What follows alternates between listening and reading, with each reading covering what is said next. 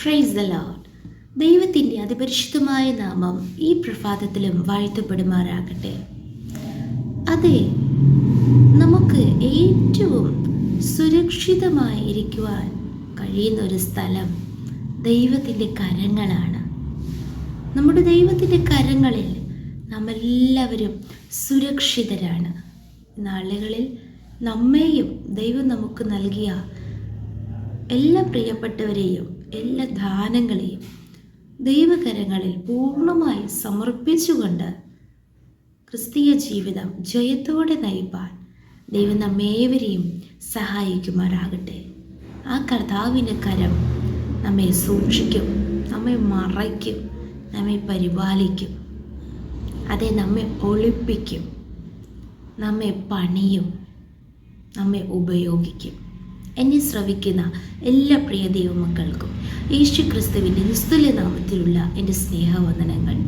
ഈ ദിവസത്തിലും അല്പസമയ ചിന്തയ്ക്കാധാരമായി യെശയ്യാ പ്രവാചകൻ്റെ പുസ്തകം 49 അധ്യായം അതിൻ്റെ 16 വചനം നമുക്ക് വായിക്കാം. ഇതാ, ഞാൻ നിന്നെ എൻ്റെ ഉള്ളം കയ്യിൽ വരച്ചിരിക്കുന്നു, നിന്റെ മതിലുകൾ എല്ലായ്പ്പോഴും എൻ്റെ മുൻപിൽ ഇരിക്കുന്നു. നമുക്കെല്ലാവർക്കും സുപരിചിതമായൊരു വേദഭാഗമാണ് നാം വായിച്ചു കേട്ടത്.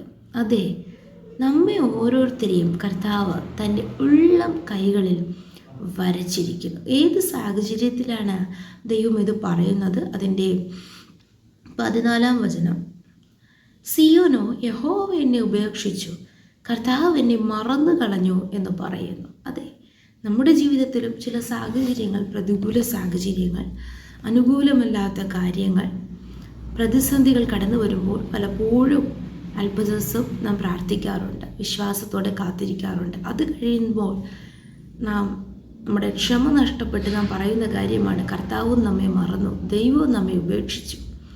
അതുപോലത്തെ ഒരു സാഹചര്യത്തിലാണ് കർത്താവ് തൻ്റെ ജനത്തോട് പറയുന്നത്, അല്ലല്ല, ഒരിക്കലുമല്ല.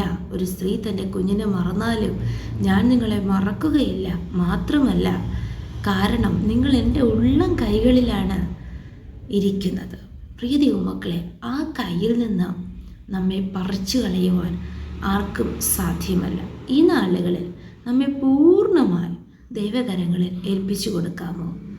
നമ്മുടെ കരങ്ങളിൽ നാം ഒരു പടം വരച്ചാൽ എപ്പോൾ വേണമെങ്കിലും നമുക്ക് മായ്ക്കാം, അല്ലെങ്കിൽ നമുക്ക് ഇനിയും അതിനെ മോഡിഫൈ ചെയ്യാം, വരയ്ക്കാം.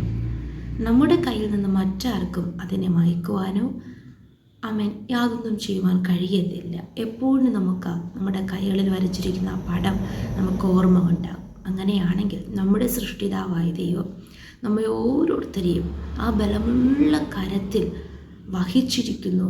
ഇവിടെ നാം വായിക്കുന്നു, വരച്ചിരിക്കുന്നു.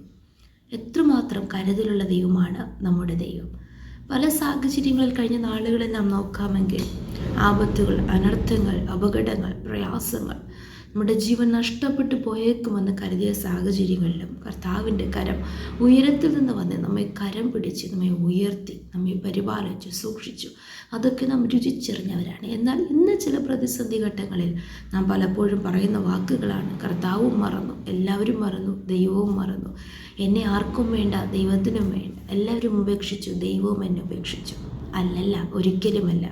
നമുക്ക് ഈ കർത്താവിൽ പൂർണ്ണമായി വിശ്വസിക്കാം. നാം എല്ലാവരും കർത്താവിൻ്റെ ഉള്ളം കൈകളിലാണെങ്കിൽ ആർക്കും നമുക്കെതിരായി യാതൊരു ദോഷവും ചെയ്യുവാൻ കഴിയുകയില്ല ഈ നാളുകളിൽ.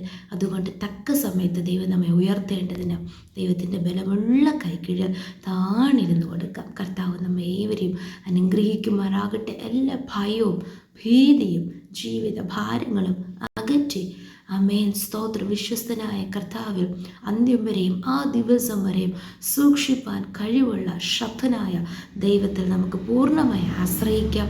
ദൈവം നമ്മേവരെയും സഹായിക്കട്ടെ. നമുക്കൊരുമിച്ച് പ്രാർത്ഥിക്കാം. നല്ല ദൈവമേ, സ്വർഗ്ഗസ്ഥ പിതാവേ, അനുഗ്രഹിക്കപ്പെട്ട ദിവസത്തിലും അങ്ങ് ഞങ്ങൾക്ക് നൽകിയ നല്ല ആലോചനയ്ക്കായി സ്തോത്രം. അപ്പാ ഞങ്ങളെല്ലാവരും അങ്ങയുടെ കരങ്ങളിൽ സുരക്ഷിതരാണ് കർത്താവെ. അപ്പാ സ്തോത്രം. ഞങ്ങളെയും ഞങ്ങളുടെ പ്രിയപ്പെട്ടവരെയും ഞങ്ങൾക്ക് ദിവ്യദാനമായി നൽകിയ സകലത്തെയും ദൈവകരങ്ങളിൽ ഏൽപ്പിച്ചു പ്രാർത്ഥിക്കും. അങ്ങ് പരിപാലിക്കുന്ന കൃപകൾക്കായി സ്തോത്രം. ഉറങ്ങാതെ മയങ്ങാതെ അങ്ങ് സൂക്ഷിക്കുന്നതിനായി സ്തോത്രം ചെയ്യും. ഈ നാളുകളിൽ കർത്താവെ കുശവൻ്റെ കയ്യിലെ കളിമണ്ണ് പോലെ അങ്ങയുടെ കരങ്ങളിൽ ഞങ്ങളെ ഏൽപ്പിക്കുന്ന അങ്ങേക്ക് ഇഷ്ടമുള്ള അപ്പാ സ്തോത്രം ഉപകരണങ്ങളായി അങ്ങ് ഞങ്ങളെ പണിയണമേ കർത്താവ്. എല്ലായ്പ്പോഴും അങ്ങ് ഞങ്ങളോട് കൂടെ ഇരിക്കുന്ന കൃപയ്ക്കായി സ്തോത്രം ചെയ്യുന്നു കർത്താവ്. സകല വിഷയങ്ങളെ അങ്ങയുടെ കരങ്ങളിൽ ഏൽപ്പിച്ചു പ്രാർത്ഥിക്കുന്നു. ഞങ്ങളുടെ കൈകളുടെ പ്രവൃത്തി സാധ്യമാക്കി തരണമേ. അതേ സ്തോത്രം. ദൈവത്തിന് ഒരു കാര്യം അസാധ്യമല്ല. ഈ വചനം കേൾക്കുന്ന എല്ലാ പ്രിയപ്പെട്ടവരെ അനുഗ്രഹിക്കണം. രോഗഭയം കർത്താവ്, മരണഭയം, മാനുഷിക ഭയം കർത്താവ്, പൈശാചിക ഭയം ഒക്കെ മാറട്ടെ എന്ന് പ്രാർത്ഥിക്കുന്നു. ജയത്തോടെ നടത്തണം. പ്രാർത്ഥന കേട്ടതിനാൽ സ്തോത്രം. യേശുവിൻ്റെ നാമത്തിൽ തന്നെ. ആമേൻ, ആമേൻ, ആമേൻ. May God bless you all.